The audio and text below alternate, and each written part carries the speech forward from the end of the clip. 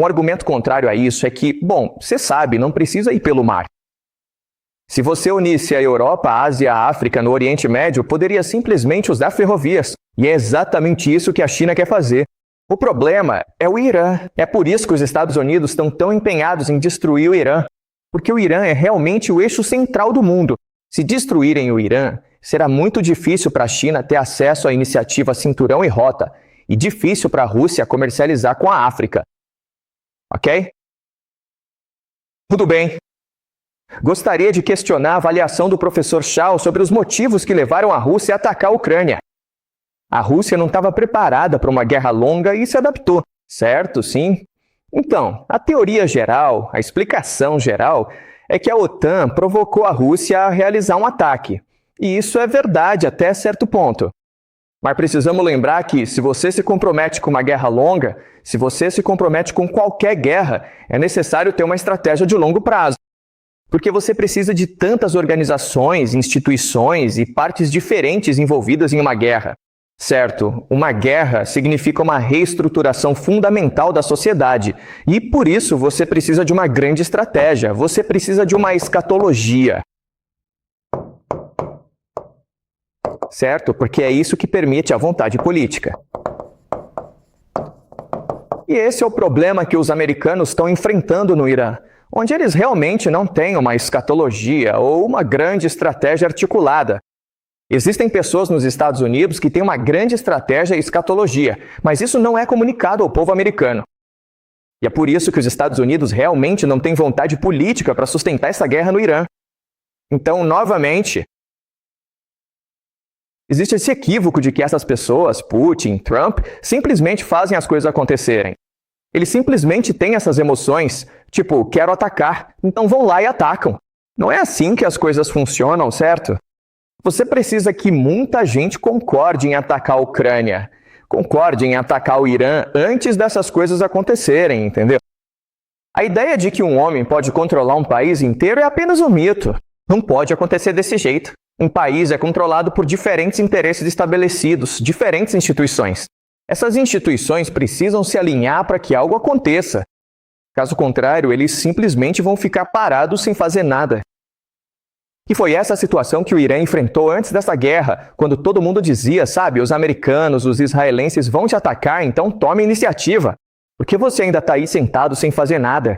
E a resposta é que, como existem facções diferentes, as diferentes instituições não conseguem chegar a um consenso sobre como responder aos americanos e israelenses, então elas simplesmente ficaram de braços cruzados esperando para serem atacadas, entendeu? Tudo bem. Por que as nações asiáticas e do Oriente Médio não se unem para impedir a interferência americana motivada por seus próprios interesses? Ok, sim. Certo, outro equívoco é que o Estado-nação é real. Não é real. É só um conceito inventado, entendeu? A ideia de China, a ideia de América, a ideia de Rússia, Irã, todas são conceitos inventados. Elas não existem. O que esses estados-nação são, na verdade, é uma coleção de interesses. Uma coleção de interesses da elite. E tudo isso significa que o povo não importa, entendeu? O povo é um recurso a ser explorado pela elite. O que importa é a elite. Então a pergunta é: onde está a elite? Onde estão suas alianças? Onde estão suas lealdades? E o fato é que no leste asiático, no Oriente Médio, grande parte da elite tem sua família e sua riqueza toda guardada no mundo ocidental. Então eles não são leais ao povo. Eles nunca são leais ao povo. Eles são leais a si mesmos, às suas famílias, à sua rede social. E como toda a sua riqueza e família estão localizadas no exterior, eles são leais ao exterior.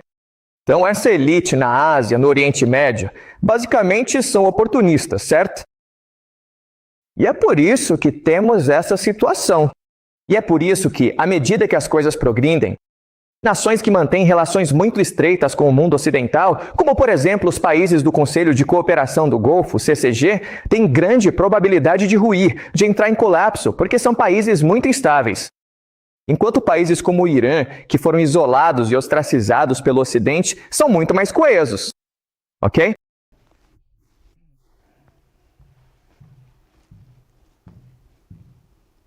Tudo bem? Será possível evitar o problema dos estratofumus instalando dutos que atravessam Omã? Não é assim que as coisas funcionam, ok? O que o Irã está fazendo é usar o estratofumus para bloquear a economia global, para causar uma disrupção na economia mundial. O estratofumus é a maneira mais conveniente de fazer isso. É a menos controversa. Mas, se for necessário, o Irã também pode destruir a produção de energia no CCG. Destruir os oleodutos. Se um drone pode atacar uma cidade, ele também pode atacar um oleoduto. Então, esses oleodutos são extremamente vulneráveis. E já estamos vendo relatos de que, só ontem, os iranianos atacaram um oleoduto na Arábia Saudita. Esses oleodutos são extremamente vulneráveis. Pensa só em todo esse gás e petróleo, certo? É tudo combustível. Então, um drone pode simplesmente explodir isso. Não é difícil. Certo, então, de novo, entenda. A questão não é quem atira ou se move. A questão é a vulnerabilidade. E a fragilidade da economia global, que é completamente dependente do acesso à energia barata. É aí que reside o problema. Tudo bem, com certeza, entendo perfeitamente. Sabemos que o Donald Trump é uma figura bastante imprevisível. Você realmente acredita que esse tipo de comportamento dele seja uma estratégia bem calculada? Ou será que decorre da falta de compreensão? Ele é simplesmente estúpido? Você acha que as pessoas que o aconselham também são estúpidas ou são estratégicas? O que ele está tentando alcançar? Bem, mais uma vez, isso nos leva de volta à nossa compreensão de como o mundo funciona. Você tem a escatologia, depois você tem as sociedades civis e então você tem os agentes, certo? E Trump é um agente. Agora, o que o torna um agente muito poderoso é a sua imprevisibilidade. Hoje ele ameaça o Irã com armas nucleares. Amanhã ele prega a paz mundial. Ele simplesmente é imprevisível. É todo um espetáculo. Certo? E existem 3 razões pelas quais a imprevisibilidade é tão poderosa. A primeira grande razão é que isso, de fato, acaba nos paralisando completamente. Paralisar significa simplesmente que você não sabe como responder a ele. Tipo, o que você faz? Como você luta contra um cara que muda de opinião todo santo dia? Isso te paralisa a ponto de você não agir. A segunda é que distrai. Toda a sua atenção fica focada nas palhaçadas dele e você não percebe que, nos bastidores, as coisas estão acontecendo. Tem gente implementando certas coisas, mas você realmente não percebe o que acontece nos bastidores porque está só focado no Trump fazendo palhaçada no palco. E a última vantagem é a flexibilidade. Ou seja, ele não está preso a nenhuma estratégia e pode mudar de estratégia a qualquer momento. Certo, então sim, a gente acha que ele é um palhaço, e ele é mesmo, mas existe um método nessa loucura dele, certo? Então isso paralisa os inimigos, distrai os inimigos dele, e ele consegue manter o máximo de flexibilidade em suas ações. É por isso que ele tem tanto sucesso.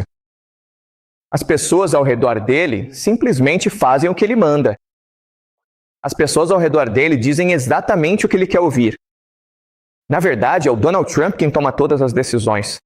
E o objetivo final dele é conseguir o 3º mandato. Porque, sob essa perspectiva, se ele realmente quer implementar a sua visão para a América, ele precisa do 3º mandato.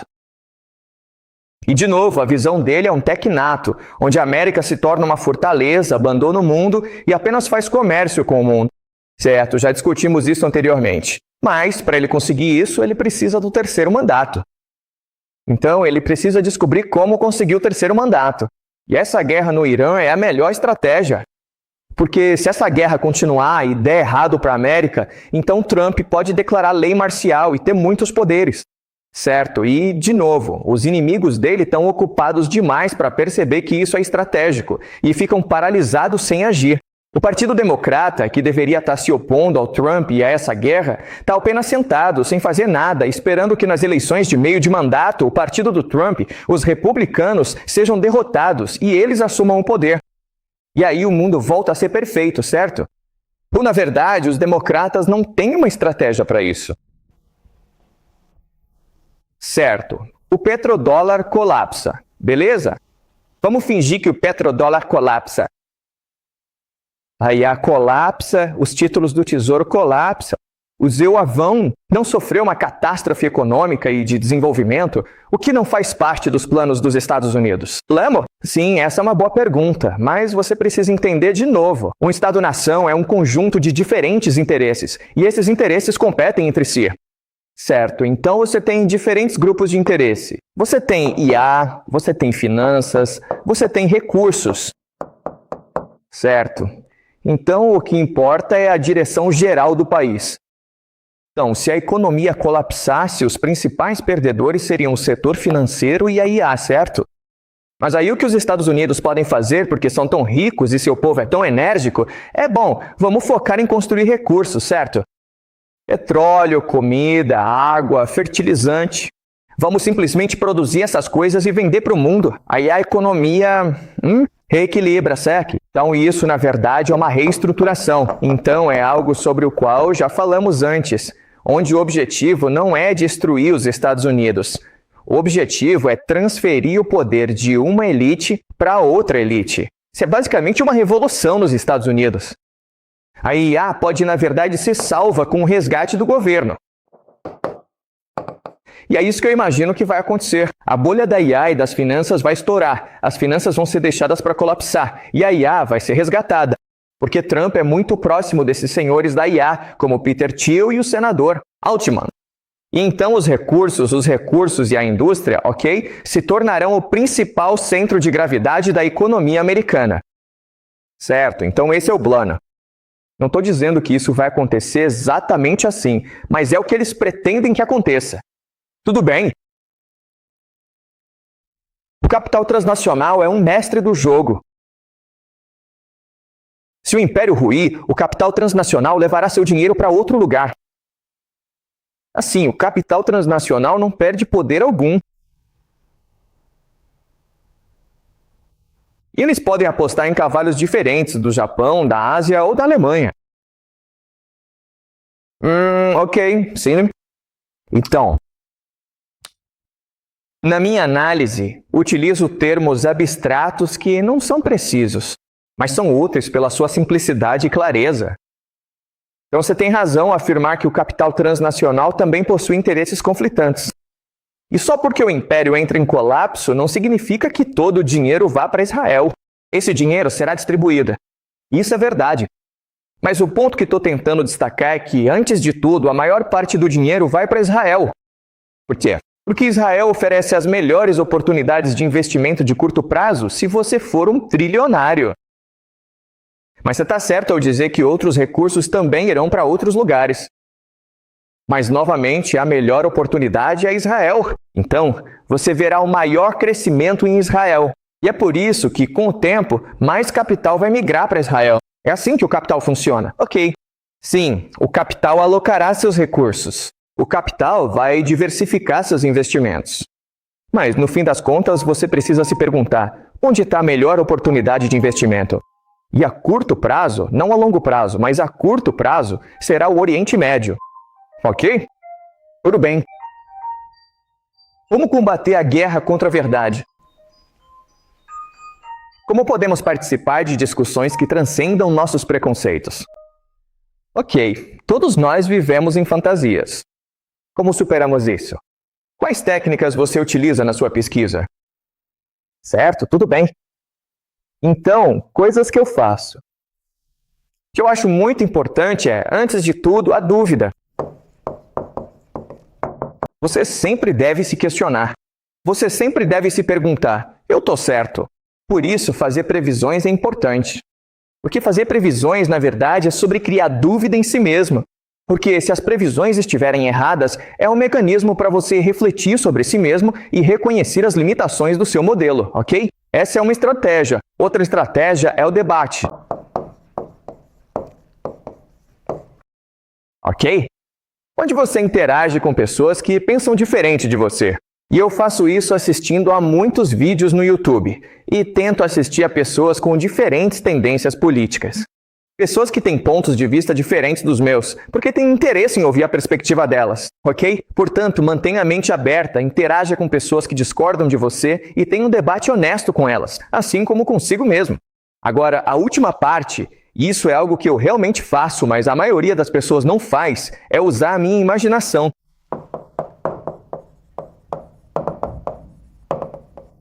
E tudo isso significa que irei a lugares, farei certas suposições que outras pessoas não fazem.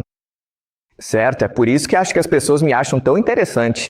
Porque eu digo coisas que são imaginativas, que são especulativas, mas que não têm nenhum respaldo em evidências. Não tenha medo de fazer isso, certo? Se você quer buscar a verdade, precisa dar alguns saltos imaginativos. Saltos para o desconhecido para encontrar a verdade, ok? A verdade não está na sua frente. A verdade, muitas vezes, está atrás de você, ou bem distante de você, entendeu? Então você precisa ser assim, não tenha medo de dar um salto bem grande, ok? Rumo ao desconhecido. Tudo bem. Muito bem, vamos continuar. Bem, a Ásia e a Austrália são as regiões que mais sofrem com esse conflito global. Porque essas nações são passivas. Será que essas nações não vão intervir?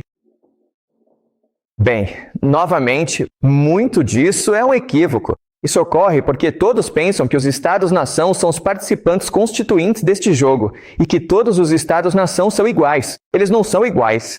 Não são. Estados-nação, apenas certos Estados-nação têm a capacidade de projetar força no exterior. Rússia, Estados Unidos, talvez alguns países europeus. Austrália. A Ásia e a maioria dos países europeus são apenas estados vassalo. Eles não são capazes de jogar este jogo. Eles só são capazes de obedecer. Ok? Talvez com o tempo eles mudem de atitude e desenvolvam a capacidade de jogar este jogo. Mas você precisa se lembrar que, assim como os países do Conselho de Cooperação do Golfo, CCG, muitos países europeus, o Japão, a Coreia do Sul, a Malásia, a Indonésia e as Filipinas, todos eles foram cooptados pela CIA. Todos esses são estados vassalos dos Estados Unidos. Portanto, eles não são capazes de agir independentemente da política americana. Existe a ilusão de que eles são independentes, mas não são, ok? E você pode perceber isso por causa de suas ações. Nisso, você tem toda a razão, ok? Se você é Austrália e não tem mais combustível de aviação, então deveria enviar seu exército.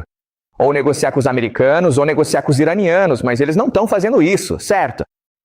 O Japão, na verdade, está negociando com o Irã. Mas o Japão ainda é um estado vassalo dos Estados Unidos. O Paquistão é o mediador dessas conversas de cessar-fogo entre os Estados Unidos e o Irã. Mas adivinha só, o Paquistão também é só mais um estado vassalo, certo? Eles fingem que não são, mas apenas por suas ações você sabe que na verdade são, afirma a vassal. Tudo bem? Ok. Uma guerra civil eclode, quem vai vencer?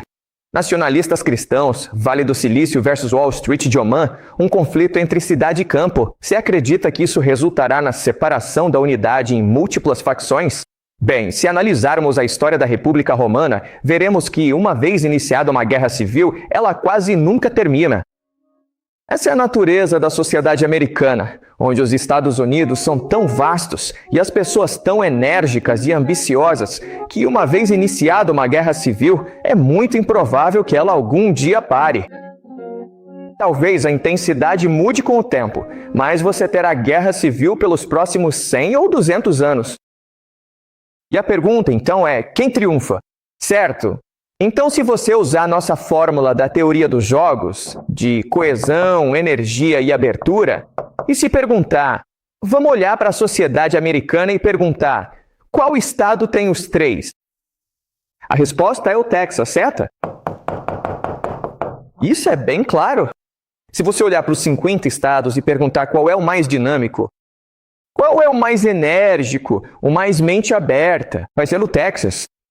A Califórnia e Nova York vão sofrer com uma guerra civil. As economias sofrerão muito, as sociedades sofrerão muito. O Texas sairá como claro vencedor em qualquer conflito, ok? E no Texas, você também tem nacionalistas cristãos.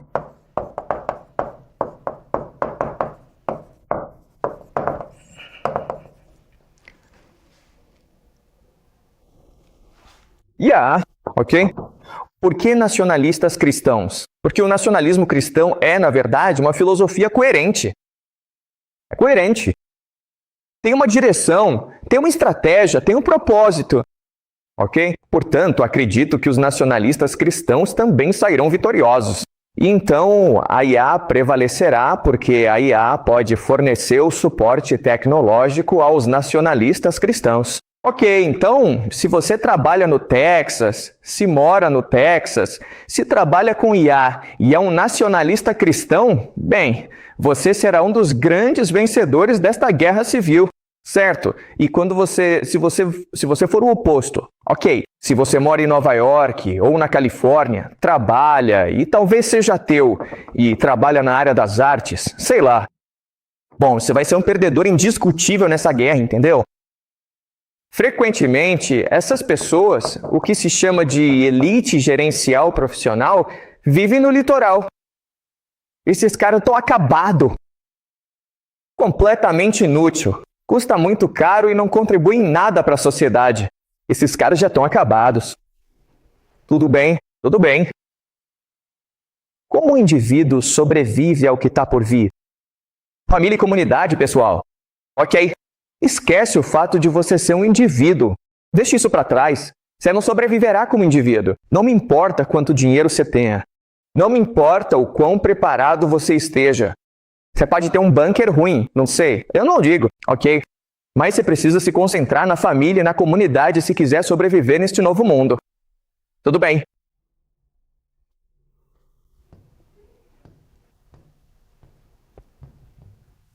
Certo, você acha que o Irã deveria ter armas nucleares?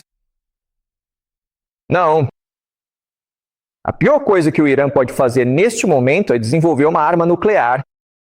O Irã pode, no máximo, ter 10 armas nucleares. Os Estados Unidos têm 1000. Existe uma maneira do Irã perder essa guerra muito rápido e ameaçar os Estados Unidos com uma arma nuclear. Porque isso dá aos Estados Unidos a justificativa para... Usem o arsenal nuclear deles, ok? Mas o outro problema, e este é, na verdade, um problema importante, é a ideia de complacência. Onde? Se você acha que tem armas nucleares, ou melhor, se você tem armas nucleares, você pensa, tô seguro, não tô preocupado com nada. Não, não, não.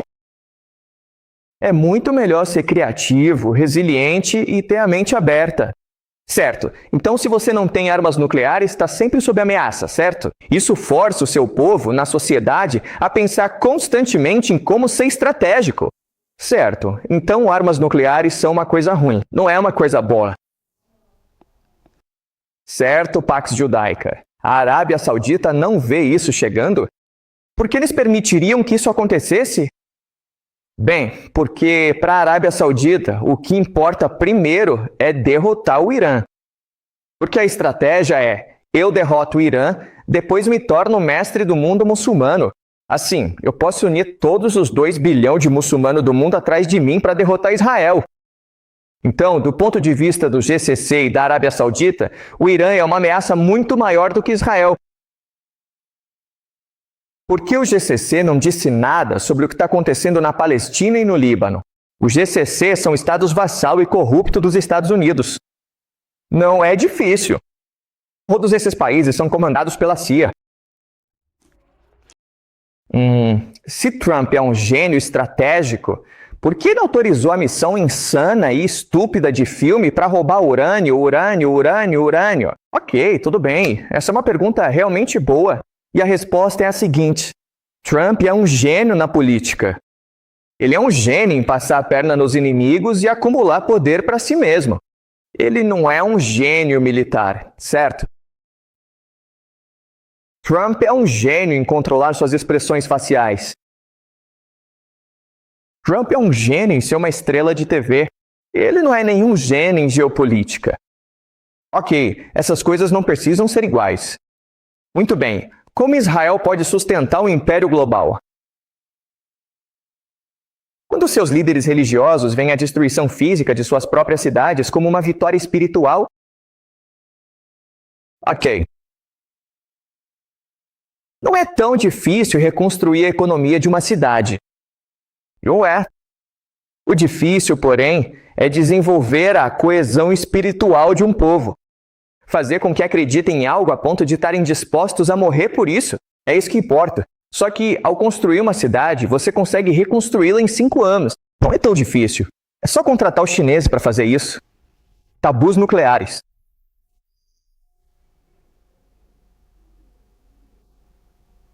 Por que eles respeitariam uma escalada racional para evitar o uso de armas nucleares? Certo? Essa é uma ótima pergunta. Se essas pessoas são religiosas, fanáticas e malucas, por que se importam com armas nucleares? E a resposta é: eles não ligam para armas nucleares. Eles acham que este mundo é falso, entendeu? Mas o problema é que, para usar armas nucleares, existem restrições e limitações institucionais. Existe esse mito de que o Donald Trump pode simplesmente apertar um botão e todos os mísseis nucleares vão ser lançados. Não é assim que funciona, tá? Existem várias restrições sutis ao presidente. Ele precisa pegar a maleta nuclear. Aí alguém tem que abrir para ele, e só então ele pode apertar o botão. Mas se as pessoas acham que o Donald Trump é maluco, eu te garanto que o cara da maleta nuclear vai sair correndo. Existem tantos tabus contra o uso de armas nucleares. De novo, eu sempre repito isso, mas se armas nucleares forem usadas nessa guerra, a gente está completamente ferrado. Ok? Não acredito que armas nucleares serão usadas nesta guerra. Se a organização em massa causa decadência imperial, por que citar população e território limitados no declínio dos estados? Até que Nate vencerá? Certo, tudo bem. Veja, eu disse Ozewa. O plano é Tecmar. Eu não disse que daria certo. Sim, eu entendo. Os Estados Unidos podem dominar toda a América do Norte. Pode ocupar o Canadá, assim como pode ocupar o México e Cuba. Mas, ao fazer isso, vai criar muitas insurgências. Vai gerar muito conflito. Então, vai ser um verdadeiro caos, certo? Só porque você consegue fazer não significa que deva fazer. Não significa que vai dar certo. Armadilha da imigração. Por que seguir regras e trabalhar duro é considerado jogar errado se alta competência exige resiliência na era de escassez de recursos que está por vir? Olha, se o jogo é justo, você quer seguir as regras e trabalhar duro. Mas se existe uma elite parasitária que vive de renda sem produzir, então, ao trabalhar duro, você só está transferindo sua energia para essa elite. Então, antigamente, talvez há uns 20 anos, os Estados Unidos eram um lugar muito justo. E se você simplesmente trabalhasse duro e seguisse as regras, você teria sucesso. Isso já não é verdade. Onde existe basicamente uma oligarquia e onde poucas pessoas controlam todo o poder, ok?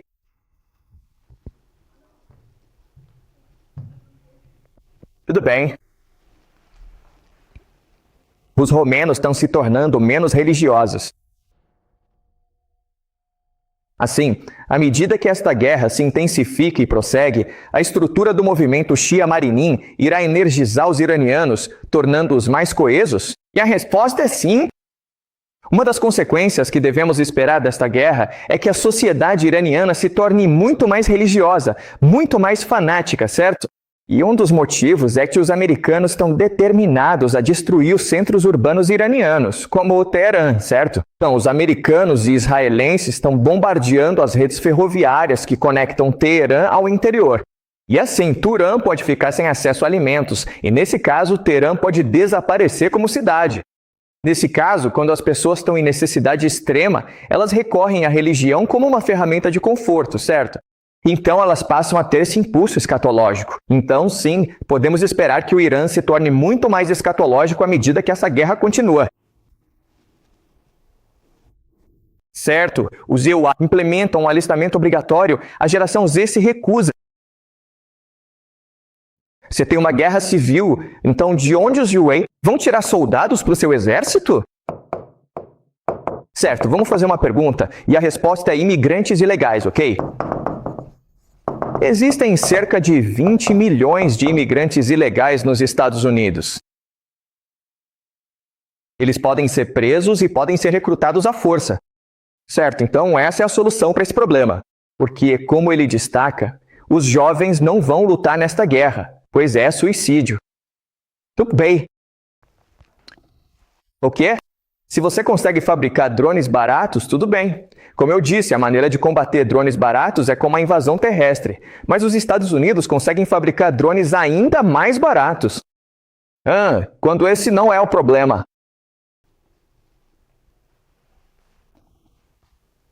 E sim, então a resposta é essa. Nós ficamos obcecados demais com tecnologia. Achamos que a tecnologia pode resolver todos os problemas. E o que você não entende, o que as pessoas não percebem, é que a tecnologia é construída sobre pessoas. A tecnologia serve para complementar as pessoas, para potencializar as habilidades das pessoas. A tecnologia não foi feita para substituir as pessoas. Esse é o problema que os Estados Unidos estão enfrentando nessa guerra, onde os Estados Unidos acham que, usando defesa aérea sofisticada, usando super porta-aviões, usando caças furtivos, podemos reduzir as baixas civis e vencer a guerra. E acabou que não é bem assim. Por quê? Porque as pessoas são muito mais criativas, muito mais resilientes e muito mais determinadas do que a tecnologia. Entendeu? Então, se você tem um grupo de pessoas juntas, elas sempre vão dar um jeito de derrotar a sua tecnologia. Então, imagina,